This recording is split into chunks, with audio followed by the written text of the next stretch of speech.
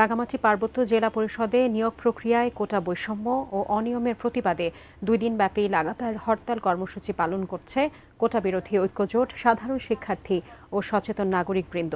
ভোর 6টা থেকে রাঙামাটি শহরের সকল দোকানপাট বন্ধ রয়েছে।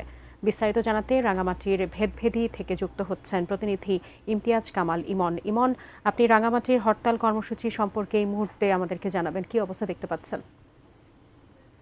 সাজি, আপনি যেমনটি বলছিলেন, আজ সকাল থেকে কিন্তু এখানকার যে পার্বত্য জেলা পরিষদের প্রাথমিক শিক্ষক নিয়োগের যে পরীক্ষাটি, সে পরীক্ষার যে এখানকার যে কোটা বিরোধী যে ঐক্য জোট এবং সাধারণ শিক্ষার্থীরা তারা কিন্তু এই যে নিয়োগটি রয়েছে সেই নিয়োগের যে প্রতিবাদে তাদের সেই নিয়োগে কোটা বৈষম্য এবং যে অনিয়মের প্রতিবাদে তারা কিন্তু আজ সকাল থেকে এখানে রাঙামাটিতে টানা 36 ঘন্টার হরতাল পালন করছে।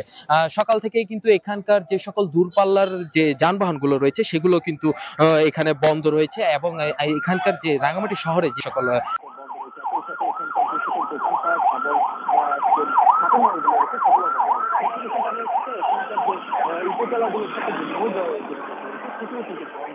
আমি যদি একটু কথা বলতে চাই একজন সাধারণ শিক্ষার্থী, আপনাদের আজকের হরতাল কেমন ধন্যবাদ আপনাকে। আমরা এখানে জনগণ অংশগ্রহণ করছে। আমাদের যে বৈষম্য ভিত্তিক নিয়োগ প্রদান করা হয় 2024 পার্বত্য জেলা, এটি তারা নিজেরাই নিজেদের সেই